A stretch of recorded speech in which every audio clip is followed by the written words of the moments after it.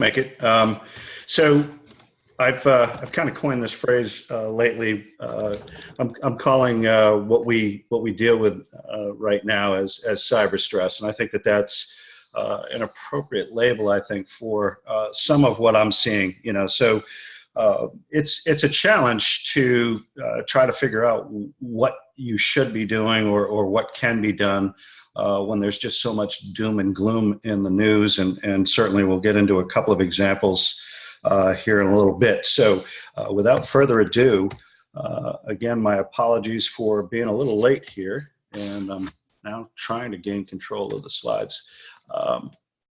Are you seeing an advancement there, Laura Lee? Did I lose everyone? Nope, we're here. We're still on the title slide. It's not responding to my. There we go. Okay. All right. So here's the agenda, real quick. First, we're going to give you just a little bit of snapshot of my experience and certainly how I got here, and then we'll get into a little bit of why this is such an important topic and why it's my passion right now. And then we can follow up with what we're trying to do around cybersecurity, some reasonable ways to approach the issue, some of the challenges that I see with cyber insurance policies, and then we'll wrap up with kind of the building out a roadmap for success, and then we can look at an example with Equifax, and then we can wrap up with any questions that folks may have. And so real quick about me, I spent the better part of the last 25 years in and around IT. Most recently, of course, I'm a franchise owner of a Nerds to Go franchise here in Massachusetts. And the last dozen or so years before I made that decision, I was at MITRE Corporation. And while I was there, I had the great pleasure and experience to be responsible for the data centers there, and certainly there was a heavy amount of focus being placed on cybersecurity and keeping the advanced persistent threat out of our environment, as we were definitely a major target for everything from nation state to cyber criminals. So I won't bore you with any more of those details. We'll move into my military experience. I spent 23 years in the Massachusetts Army National Guard, and I had the honor of leading one of the most deployed units in the state of Massachusetts during 2002 to 2008. While I was in the military, I specialized in areas like communication security, operations security, certainly leadership and field artillery were specialties. Also, I retired as a first sergeant. I was the first sergeant for about 7 years with that unit, and you can see I was awarded the Bronze Star, and I also received other awards like the Meritorious Service Medal. But again, moving right along, education-wise, currently studying at Worcester Polytech. As Laura Lee had mentioned, I graduated veteran this year, and with the Streetwise MBA program, and that program really did wonders for me in managing my business and giving me the information and certainly the confidence to continue to press forward with my business. So, and again, I'm not going to sit here and bore you with all of the details, but again, security has been one of those areas of focus. Certainly with the economy and what we're seeing right now in the marketplace, it's an important topic, and we'll get right into it. So cyber stress. I'm doing some textbooks definitions here. The condition that exists when we're bombarded with horror stories about breaches, and then there are a lot of folks that are trying to capitalize on this right now, and I think I see mostly product and insurance companies spending a lot of time trying to promote the way out of the cyber problem through either insurance coverages or through products. And I don't think that either one of those is the appropriate approach that we should be taking with the topic. So, quite frankly, with all of this mixed messaging that we're getting and what seems to be this hopelessness, I think that we need to look at a little bit more practical approach. No product is going to solve the issue, and no insurance policy will protect us from breaches. Or, as we see now with the state of Massachusetts, there's a new legislation that was, it's not a new legislation, but they have an enforcement date now for a piece of legislation that addresses cyber written information security plans when you have sensitive Massachusetts resident information. So if you have their address, their name, and or any combination of financial account information, social security numbers, or even health information, Massachusetts is requiring now that you have a written information security plan that addresses how you manage this data. And they go so far as to make some recommendations on specific technologies, as well as understanding who your partners are and understanding their cyber policies and their written information security plans if, again, we're trading that Massachusetts resident information with them. So moving right along. Cybersecurity. Okay, so it's pretty straightforward. Our objective is very, very easy, right? We want to make sure that we keep the bad people out of our systems, and I use that term kind of loosely. And we also want to make sure that we protect our sensitive customer, business, and partner data. So again, that's kind of building on the same theme here.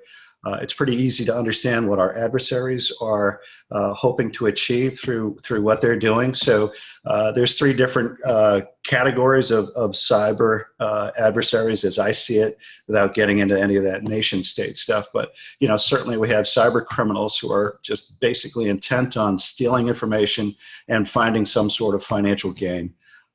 With the hacktivists, I think that's been something that's come up in the news. Probably not so much lately, but a few years back, I think that everyone's familiar with the group, the hacking group Anonymous. They really kind of get out there with their messaging. They certainly targeted folks that they didn't necessarily agree with, and their objectives really are to advance their beliefs and or discredit those who oppose them. And then, of course, the last group here is script kiddies. I call that the catch-all bucket for people who just they look for the bragging rights, being able to break into different systems and take credit for that. Moving right along, we have the other aspect here, of course, which I think is the real irony here, is that technologies are both responsible for what we're seeing as far as the breaches. And it's not necessarily the technology. So I'll just step back real quick there. It's the way that we're managing the technologies, I think, is more important than the technologies themselves. So you'll see that technologies are on both sides of this equation. One is, if it's not managed properly, it certainly produces the vulnerability that is exploited by the cyber folks that are looking to, break into our systems, the bad guys, the adversary. And also technologies, if managed properly, are actually the methods to prevent our breaches. So the technology plays to both sides of this. If we manage it properly, we have a better chance of keeping the bad guys out of our systems. So cyber insurance. Now, I know I've been spending a lot of time on this particular subject. It's one that I think is worthy to just explore a little bit. So it's very important for us to all get an understanding. If we do have a cyber policy, what does that cyber policy, what does it mean to our business? What is a covered situation? What isn't covered? What kind of coverages do we have? We need to not necessarily think in terms of, because I have a policy, I'm okay. It depending on the law, depending on the data, and depending on where you live, these situations get a little complicated. And what I mentioned about the Massachusetts regulation, so 201 CMR 17 in the state of Massachusetts, its effective date for enforcement is 1 March 2020. And basically, if in fact you're breached and law enforcement comes to you and tells you that you've been breached and your customer data has been lost or stolen, at that point, the written information security plan now enters the conversation. I'm pretty sure that most insurance companies aren't going to want to pay a claim if you didn't follow the letter of the law as it pertains to that information. So that's the reason why I pause a bit with cyber insurance. It is, I believe, a requirement if you have sensitive customer data. I believe that you should get covered, but I also believe that you should understand what regulations and what policies are in place in your area with the kind of data that you manage. And that's all I'm going to say here. Insurance is a business must, and you really need to understand what you have and what you need. Okay, so that's actually a pretty good segue, I think, into the roadmap for success for us. And basically, the first step is know your business. And by knowing your business, you need to understand what, industry are you in, what markets do you serve, who are your customers, what information for your customers do you manage, maintain, or broker to others.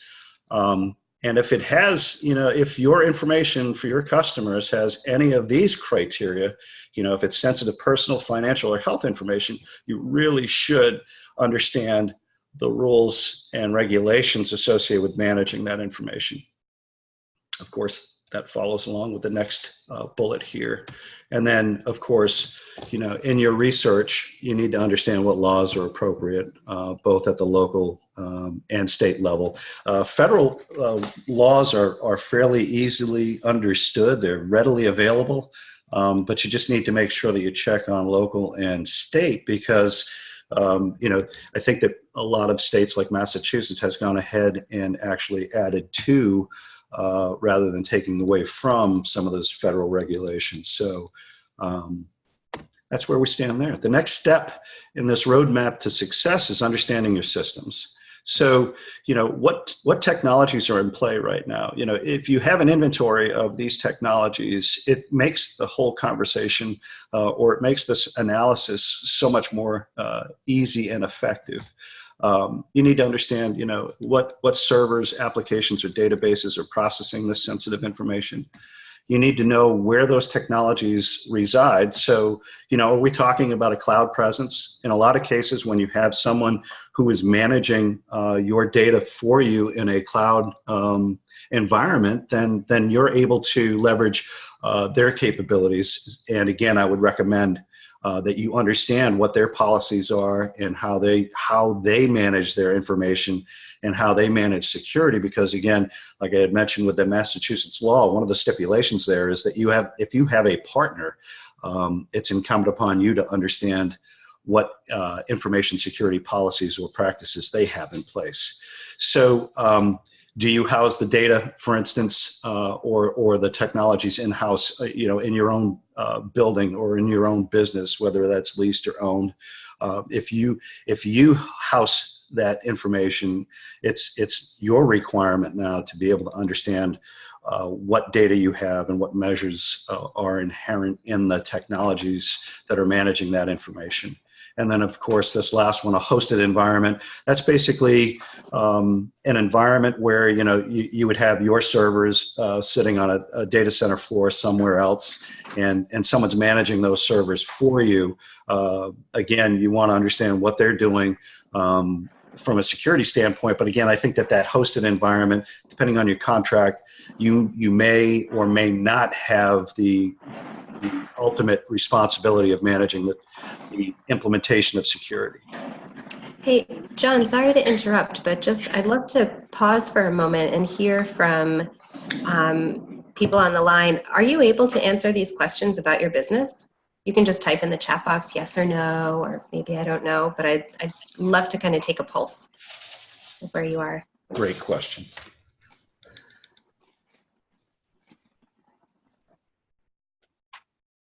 So even just these two specific questions here.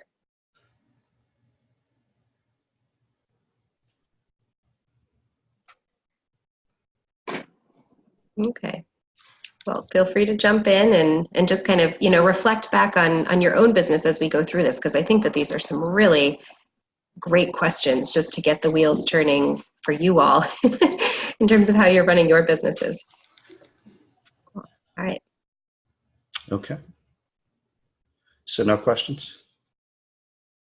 Not yet. Okay.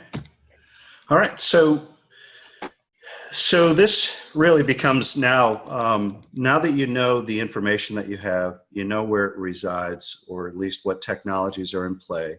It makes it so much easier now to kind of figure out what you have, and then that's really kind of the beginning of the roadmap. Really, is knowing what you have, and then applying that to diagrams, which I think are the easiest way to go about describing your environment, so that you can map that out, and it takes a lot less words than I've been using here, of course. And then, once you know what you have and what technologies are in play, then you can figure out, okay, given the laws that I know, am I or am I not compliant? And if I'm not compliant, what does that look like for the to-be environment? So you have the existing environment or the existing infrastructure that is known, or the data and the technologies that are at play. And then you need to figure out, where are we going? So that's going to be the future environment if there is a gap. If you don't have a gap, that's fantastic.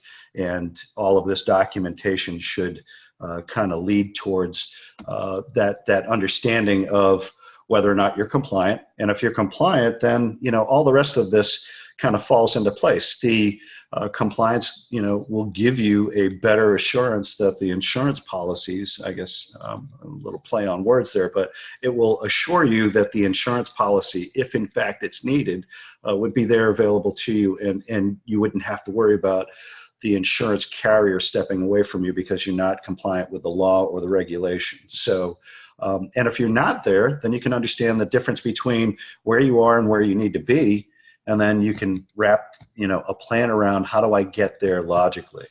And again, I think some of this is out of scope for some business owners, but I would expect that, you would need to address these three things within your plan to get compliant, right? So are there people things that need to be considered? Are there trainings that are required? Do the people that we have, do they have the skills necessary to be able to put this plan together? And if not, then I would want to try to find a partner, and we'll get into that a little bit later here about how you partner and what to look out for and what to look for.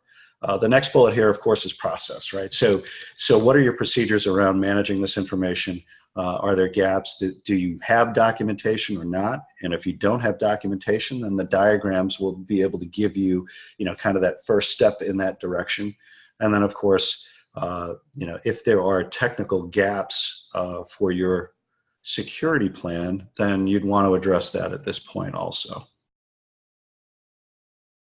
So I think it would be good to pause here, because this might get a little complicated for folks. I don't know, Laura, if you want to try to get some questions on this. Yeah, so I haven't seen any questions come in specifically about what's been covered here. Okay.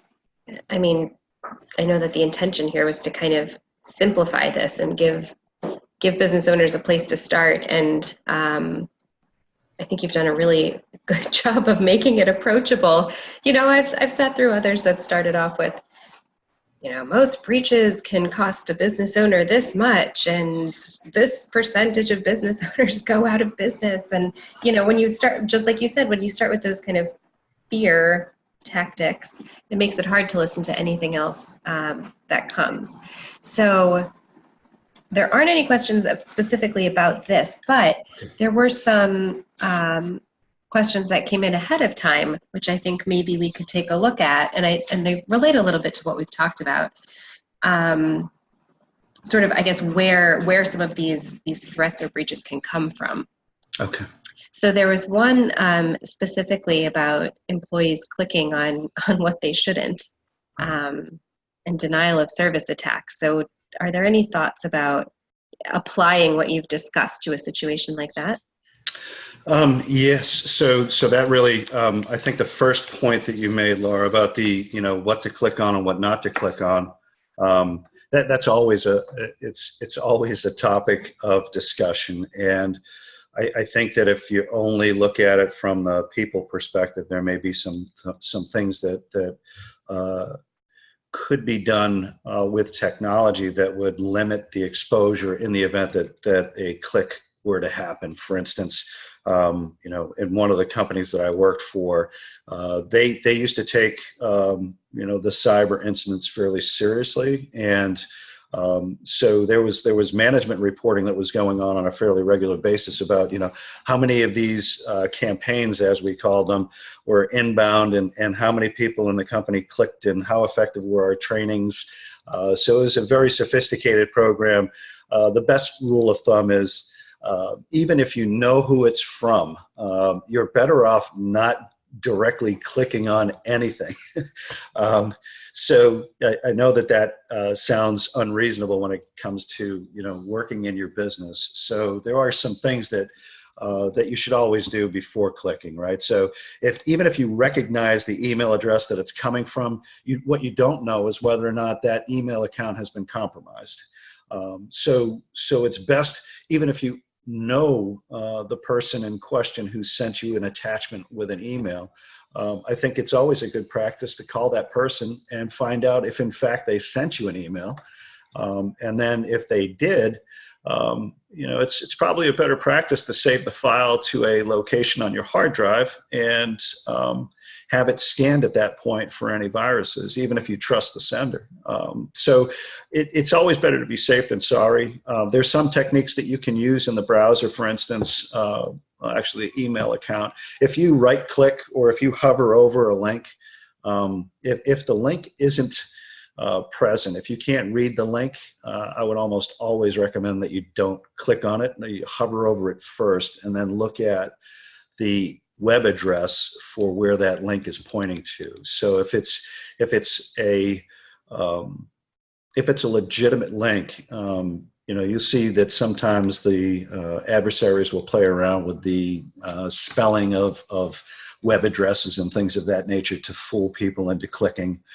If you hover over a link and that link doesn't turn out to be what you'd expect it to be, and you have to look at where that domain is. So I don't want to use too much technical terms here, but the domain is basically everything after the www and before the .org or gov or com. So that domain should be the same domain that you would expect it to be. Look for misspellings and things of that nature, because the bad guys like to play around with words like that. They know how busy we are, and they try to use that to their advantage. So best rule of thumb is don't click on it. Save it to the local machine. Have an antivirus client on your machine so that before you open the file, it can be scanned for any malicious software. There are tips and tricks that the bad guys use every day to kind of fake us into acting quickly before we have a chance to actually really think about what we're going to do. And then as far as the distributed denial of service, that gets into a pretty complicated technical area. I think that for the most part, the service providers that are cloud-based and that are hosting providers, they have infrastructure that will monitor for that and potentially block it. But we have seen some instances in the wild where a distributed denial of service attack, knocked down a major data center or something like that. I think that distributed denial of service attacks are fairly sophisticated. And I don't think for our audience that it's going to be as much of a concern, unless, of course, your business is a web business. So if you're exclusively a web business and you own your own infrastructure, then I think that you've really got to take a look at denial of service as a serious situation. But if you're not hosting your own information or your own websites, I would say that it's probably not as important as it is to be very careful about clicking on links and things of that nature. Great, thank you. Another question that I'll ask now, and then some others I might save till later so that we can keep going. But credit card processing security. I mean, yeah, well, I'll let you speak to that. So, there's, again, I think that most of the time when we deal with that type of capability, we'd want to look at, even though major players are having their challenges keeping their infrastructures safe and secure, I think that credit card processing, we need to have, I would encourage everyone to do some research on a credit card processing company before contracting with them. And I'd want to see what their track record has been and how seriously they take security, because often I think where we get into trouble with technology is that the security comes as an afterthought. For instance, there's a lot of the conversation these days around the Internet of Things, for instance, right? So we have smartwatches, we have smartphones, we have smart homes, we have all of these things that have hit the market that are making our lives easier in a lot of ways. They are also making it harder for us to protect ourselves because there's so many new vectors to give the bad guy the ability to get to our important information. So you could joke around about it, but your break room might be the point where a bad guy gets onto your network because somebody turned on the Wi-Fi capability for the refrigerator so that we could watch TV at the monitor or whatnot. And now, if that's on the same network as our systems, then we've got to look at that as a potential risk. So it's kind of a nonsensical example, but that's how problematic this Internet of Things has become, because most of these devices are consumer devices, and of course, the market demands that we get there as quickly as possible with as many features as possible, and sometimes that rush to market actually produces more exposures than we had prior. So I think that with credit card processing, to go back to that, if we look at those devices as the Internet of Things, we'd want to look at the security both from when that card gets swiped, how does that information get stored on our systems, if at all. And I would say that the best practice would be don't store that information. You want to take that swipe at that point in time. You want that transaction to be encrypted from the time that it leaves the credit card reader. You want that encrypted all the way out to the company that's processing that information for you. And you want to make sure you understand what they're doing to protect the information once it gets into their systems. So you'd want to have an understanding of what they're doing around security for the data that's at rest there. Are they keeping it for a certain amount of time? Are they destroying it? Is it being encrypted? You really want to look at end to end. You want to have encryption wherever this sensitive financial information exists. Period. There's no other way around it. You need to know, and if you don't know, you need to ask the questions. Great, thank you. Okay. Yeah, one last comment, and then we'll move on. But I find it really interesting that in the examples that have come up, your response has fallen very clearly under one of these kind of plans for compliance, people, process, or technologies. So just kind of reinforcing that is a really good place to kind of look at that assessment and start to think about appropriate responses or prevention. Right. Absolutely, and that's a very good point too, because if you look at, for instance, if you look at the federal regulations around PCI compliance or whatnot, if you just read through the documentation, and again, all of that documentation would be free. So anything you want to know about HIPAA or PCI compliance, you're going to be able to find on the .gov website. You'll be able to download the form there. More often than not, I would trust the government website to have clean files, and I wouldn't worry about virus scanning those documents. More than likely, you're going to get a PDF that gives you a full view of what the regulation says. A lot of it may be technical details, but I'd say set your sights up a little bit higher and understand the concepts rather than the implementation, and that will help you kind of come to terms with what are they asking for and how should I do that within my own business. And with that, we'll get into, okay, now that we've done the comparison between what we have and what we need to have, and we understand that it's not just a technology problem, it's not just a people problem, and it's not just a process problem, we can start figuring out how do we execute a plan to get compliant, and how do we do that most effectively, right? If you can't do this yourself, you really do need to find a partner, and it's going to be difficult and challenging to find someone that you can trust right away. Unfortunately, we've talked about this already during this session. There's a lot of people making a lot of money right now selling solutions that are looking for a problem. And I have a professor at Worcester Poly Tech who uses that term quite often. A person who's coming to you with a product is not solving a problem for you. In order to solve a problem, the problem needs to be understood and it needs to be defined. So I would look at local firms. I would check their references and I'd interview them carefully. So I'd want to have a dialogue with them about their experience in my particular industry or with the type of data that I'm managing, and have them explain to you how they've done that before. So I think that will get you the best results. Generally speaking, it's not going to be the salesperson who has that information. So you're going to need to kind of dig a little bit deeper in that organization to get the real answer that you're looking for. How have they done this before? Do they have examples or references for businesses like yours that they've helped out? And then I would check those references pretty cautiously and carefully. Again here, if someone's coming to you with a product solution, I would say run away.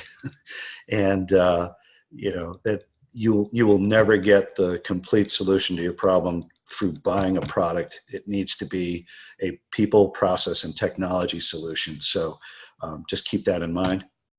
So before I leave that point there also is that, if you're not careful about this process, you could end up spending a lot of money on having a lawyer draft this up for you, or another service provider. You're talking about hundreds of dollars an hour. I would do as much of this as I could myself, get an understanding of what needs to be done and whether or not you're compliant, and then look at where are those most significant gaps, and do I have the skills and the people necessary in order to solve those problems. And if you don't, then you definitely need to find a partner, and I would highly recommend that you put them through the paces. You want to make sure that they have accountability for anything that they say that they're going to do for you, and you need to verify those statements and those items on a statement of work. I would want them to kind of publish the success criteria for the endeavor, for the project at hand, and then I would try to make sure that that I would get a fixed bid on this, so that you don't have any significant cost overruns with regard to hourly rates and things of that nature. So I would highly recommend that if these folks are as good as they say they are, then they should have no problem with giving you a fixed bid for solving the problem. Okay, so I guess we'll pause here again, because we've covered a lot of material. And I wanted to kind of share a little bit about what happened with Equifax with everyone, just so you get an understanding that even the most large organizations with the best reputations can have a problem inside that doesn't present itself to anyone, and then unfortunately we're left with kind of being surprised after the fact. So I'll pause before we get into any details with Equifax, but do we want to try to open it up for any questions at this point? Sure. Yep. So please, as always, feel free to jump in with questions. And also, I know we asked this question ahead of time, but if anybody has a specific, challenge or issue that you're facing in your business now, or maybe you've been through, something in your business that you'd like to just share almost as a live case like you do in class. We definitely, have the space to do that here as well. I haven't seen any other questions come in. Okay. Although one thing, before we go into this, just one thing that I'd like to ask about is with so many more people working remotely, especially kind of high level employees, CFOs, people with sensitive information, what kind of additional, risk or does that present, or what kind of additional considerations should companies pay attention to with all these remote workers? That's a very good point.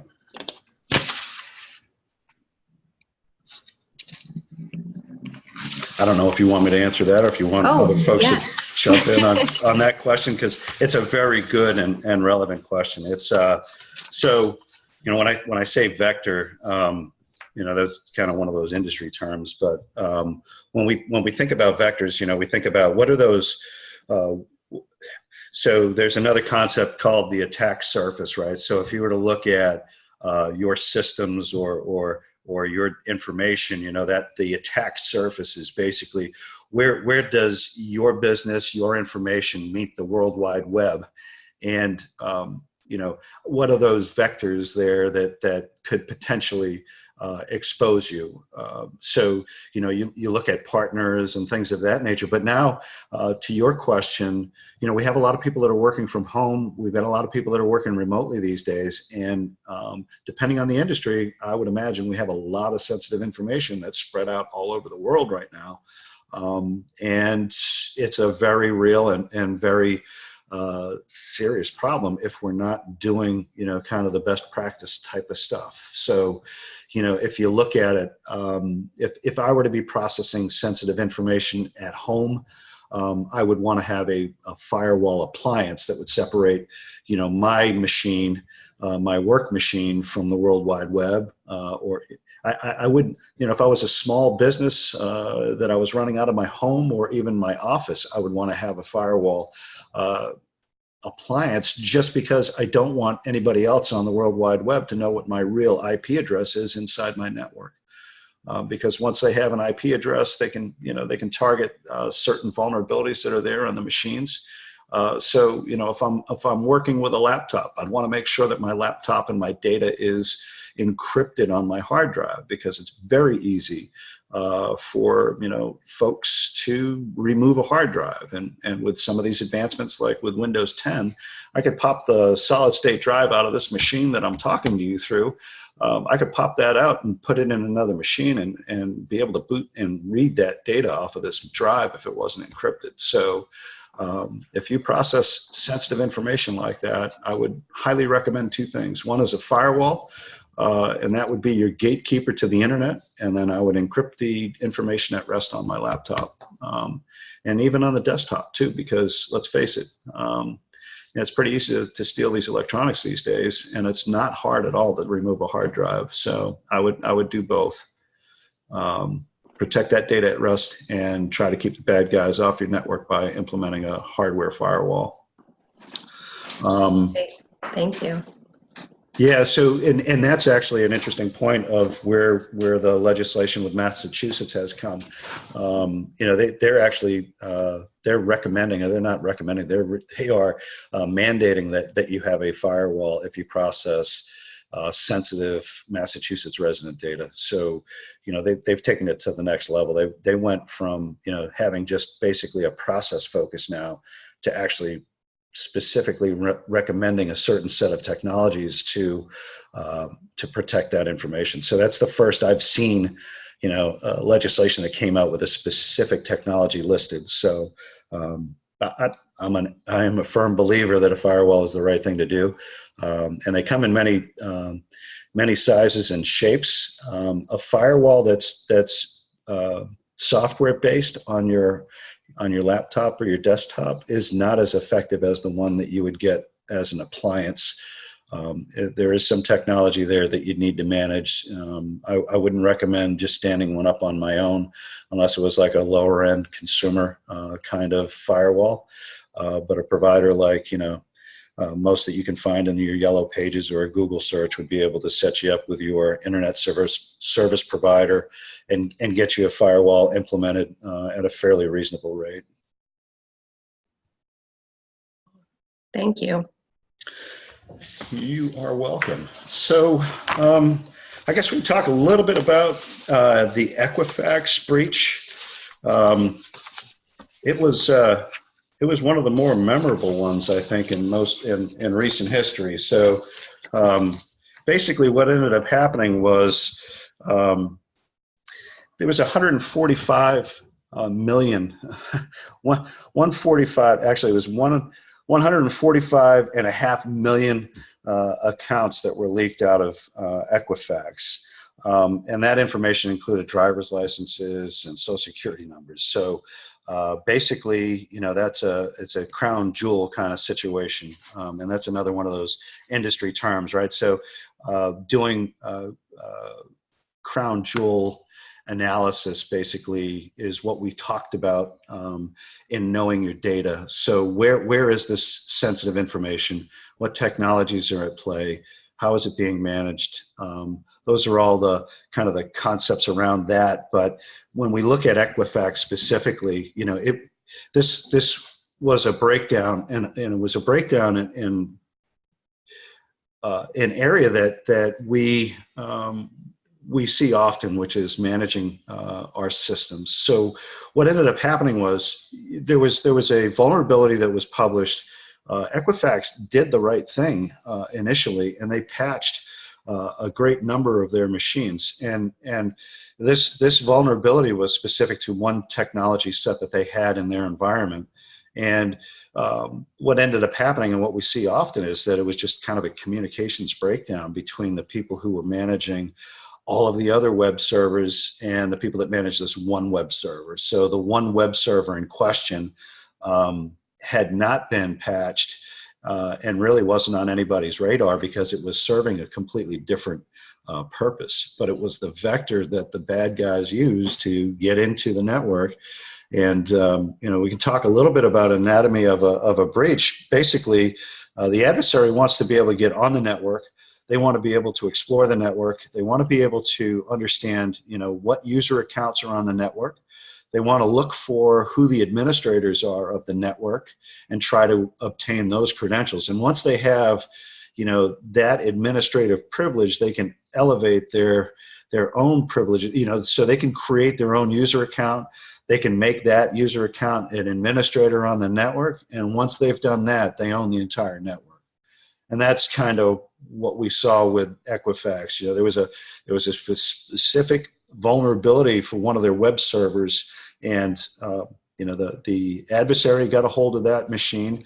They exploited that vulnerability because it wasn't patched on that web server, and that gave them the ability to break into the network. And then they started, you know, doing their thing. And what that involved was, you know, stealing highly sensitive information for 145 million people.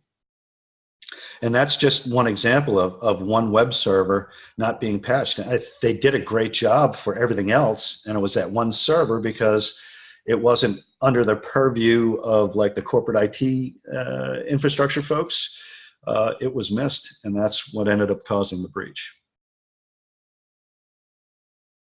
And then one other interesting one too, back in 2017 was the shadow brokers. I don't know if anyone remembers that, but that one was pretty highly publicized because they claimed that they were able to breach the National Security Agency.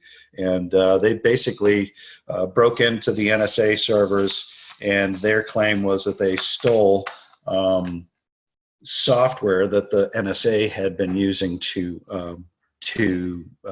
hunt for the cyber criminals. So that one was pretty embarrassing, I think, for a lot of folks.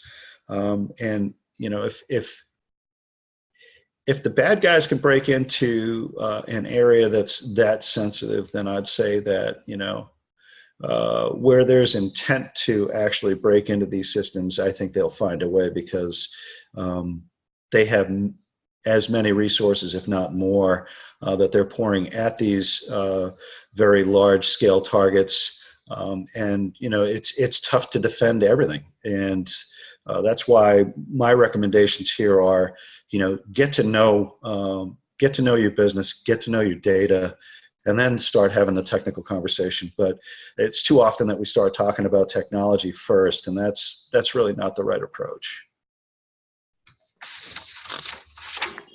Yeah, I think that's such a good point. And I can't remember if it was you, I think you said this to me, but so much of this is just new territory, and oftentimes the, insurance products are designed in response to an incident, right? It's very difficult to anticipate. So I think that's a good reminder too, is that the bad guys, as you call them, are often a few steps ahead.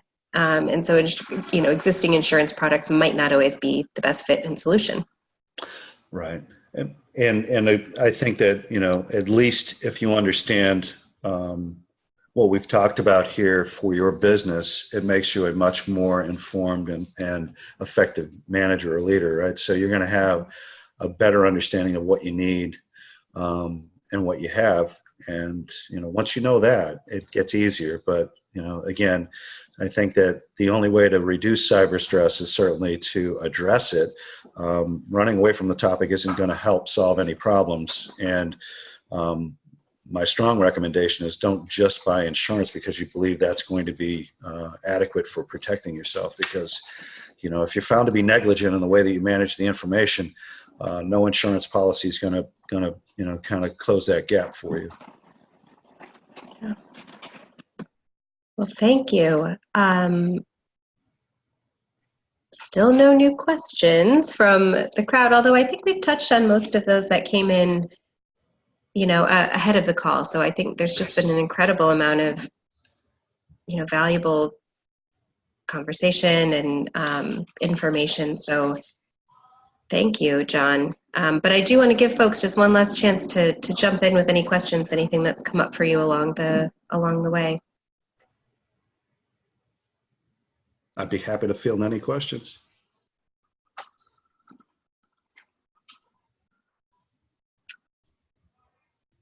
All right.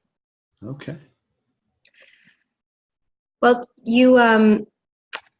John can be found on iConnect in the Interize network. Yes. We will be posting a recording of this webinar also in iConnect, so you'll be able to access this information after today. And please, if there are other questions that come up, don't hesitate to get in touch with us, with John, with myself, and even with each other. We'll be able to continue this conversation in the online space. Absolutely. And thanks, everyone. I apologize again about being a couple minutes late here, but I hope that everyone got a few things from this that they can take and take action on. So hopefully, if that's the case, then this was time well spent. Absolutely. All right. Thanks, everyone, for your time. Thank you again, John. Thank you. We'll talk to you all soon. Very good. Thank you. Have a great day. You too. Bye-bye. Bye-bye.